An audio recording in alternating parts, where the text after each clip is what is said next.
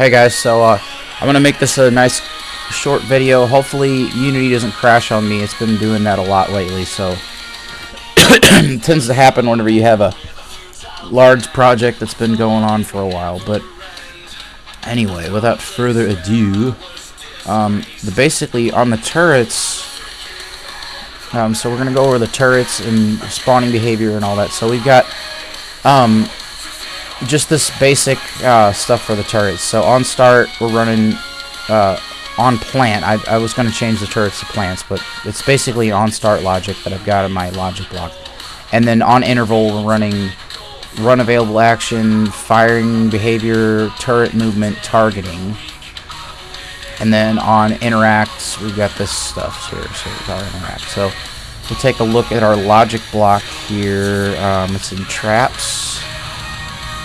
So this is our targeting behavior. Really simple. This is what I use for basically any enemy targeting or any NPC targeting. It's basically just a copy from the examples with a couple of differences.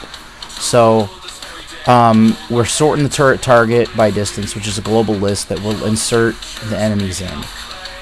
We're sorting them by closest to furthest, and then we have a local name variable on the turret called target, and then we're gonna insert that we're gonna insert that to the first element. We're setting that to the first element. Sorry, it's been a while since I set this up. So basically we're taking the first element that we just sorted, and we sorted them from closest to furthest, so the first element will be the top one, which will be the closest target. We're setting that variable to that target, and then we're targeting the target, the variable.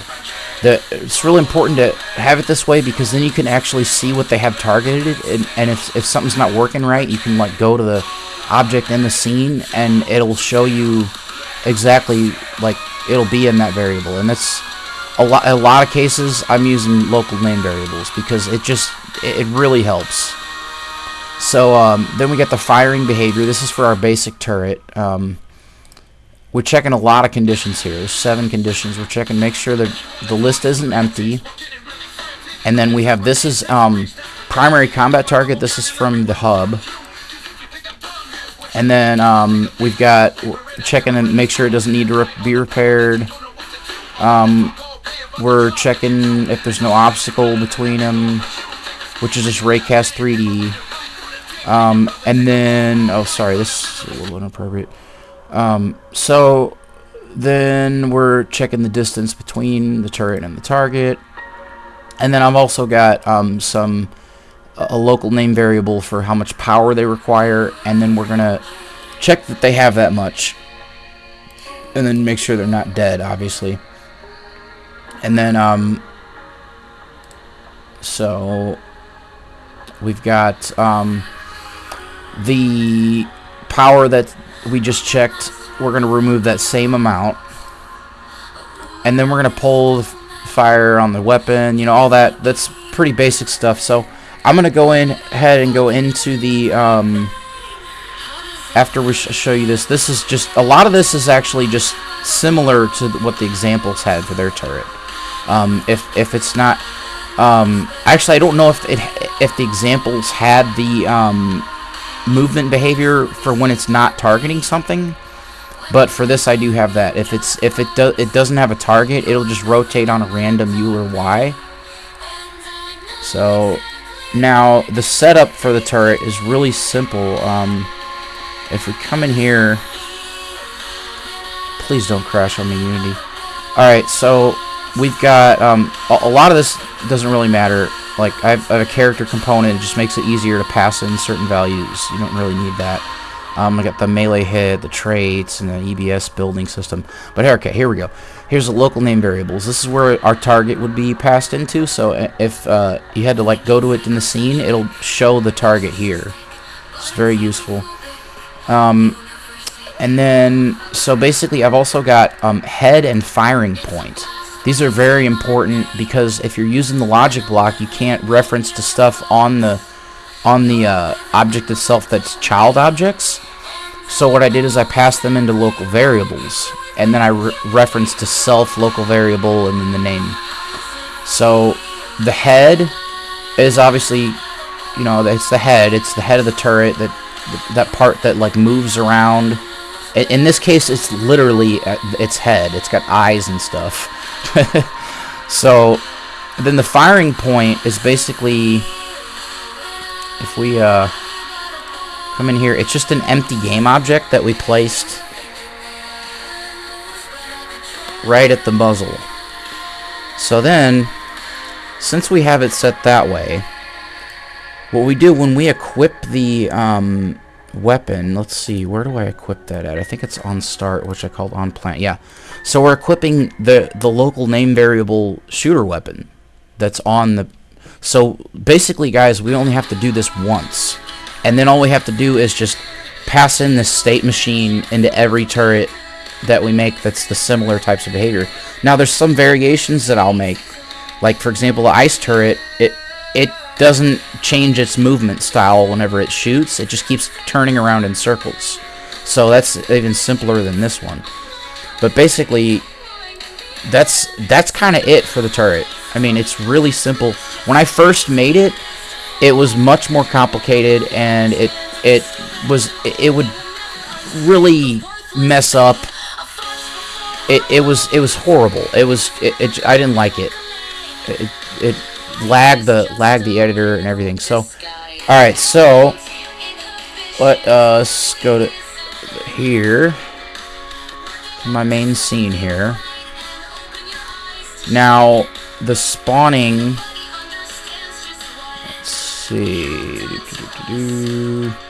Spawning, I've got a very, very complex system that's not necessarily applicable to a lot of situations, but basically the main part of it is that we're changing to a shot and then running this spawn all, and spawn all is running each one of these individual spawners.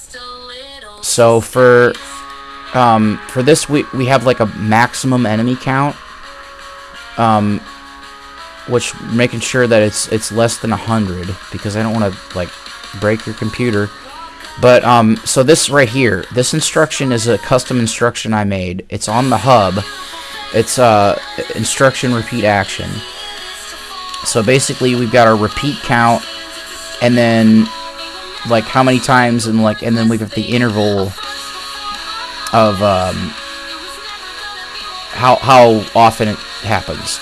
So we have our for my game, I have the plants count multiplied by 1 for the grunts, and then for different enemies I've got like different amounts. So like times 0.5 for the bowman, and then basically what this instruction does is it'll repeat through until it's done. And so we're also checking again that the enemy count is below the maximum, and then the player level is a certain amount, and we're just instantiating. It's simple as that. I know people say that instantiating and destroying is not the best way, and it can make like performance not great and stuff, but I found that like things tend to not work right whenever you're just disabling and stuff. Like things will still get targeted. It's messy. If you can optimize to the point where you don't have to do it that way and you can just instantiate and destroy, it's much better. So for the that's basically it for the spawning behaviors. I mean, it's really simple. It runs on a timer, so wait, let me go back to that real quick.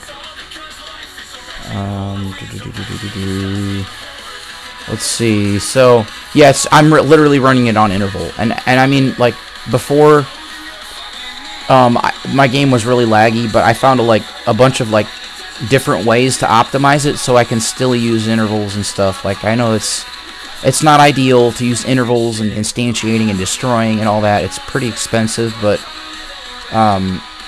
yeah. So basically, I'm doing stuff the dirty way. But yeah, that's it for the spawning behavior. It's really simple. I mean, this stuff here, all this is specific to my game. I mean, run bads. That's basically turning on a post-processing effect and changing the music and stuff like that. Generate is my random maze generator. So like a lot of this stuff doesn't really pertain to every game. So basically the gist of it is we're just instantiating on a timer. That's it. So I still haven't moved my behaviors from the legacy folder, but this is really simple too. This is my enemy AI. I mean, it's really simple. So we've got a parallel and a random selector. The parallel chooses from this task, and the random selector, which has all their attacks and all that stuff like that. And so, okay, we got some more cursing and stuff. Sorry. Yeah, I listen to all kinds of stuff. So, yeah, so we've got the same kind of targeting behavior we've got from the turrets right here. Really simple, and then we follow target. And then we wait 3 seconds because sometimes it, you know, like, my methods are kind of messy. But, I mean, they're slowly but surely getting a little cleaner. But, I've got, this is like their taunt that they do. This is just their basic attack. So I like to do a random time in between attacks because it gives you more variation.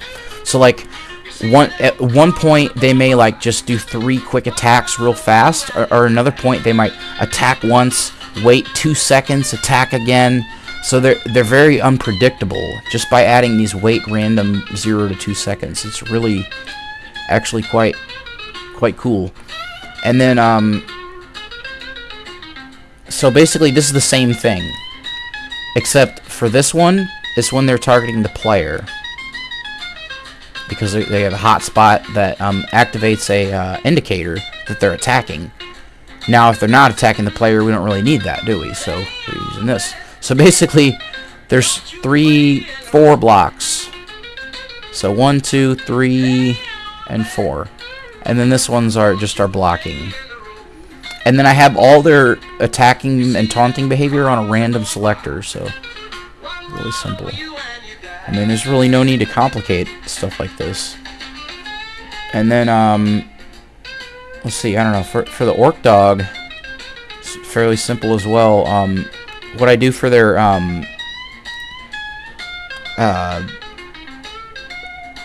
this thing, their fire breath, sorry. Sometimes I can't talk. It's basically they're unequipping their melee weapon, they're equipped with the fire breath, they shoot it, and they make like a little bark gesture, which like it looks like they're opening their mouth for the fire.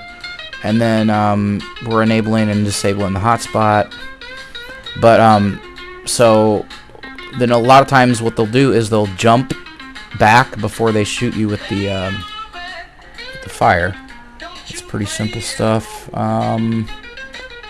I mean, that's it, guys. I mean, that's what y'all asked for, to see that stuff. And it's like, believe me, it can be very complicated whenever you first start doing it, and you'll have like a million different things here and there to try and get it to work right. But once you realize just how simple this really is, I mean, if you look at the firing behavior of this turret, this is it right here. You got the conditions, and then, you know, we got a laser turret. It's basically the same thing, only instead of waiting for trigger time, we're waiting for the sound effect to finish. And then the ice turret, I mean, I could almost just use the basic behavior for the ice turret, except there's certain conditions that I don't want on it. Like, I'm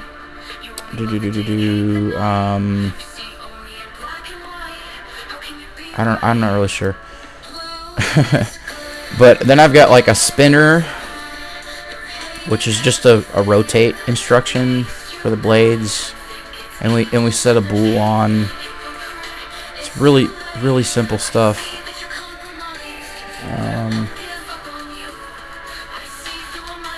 I mean, yeah. that's it, y'all. So hopefully that helped.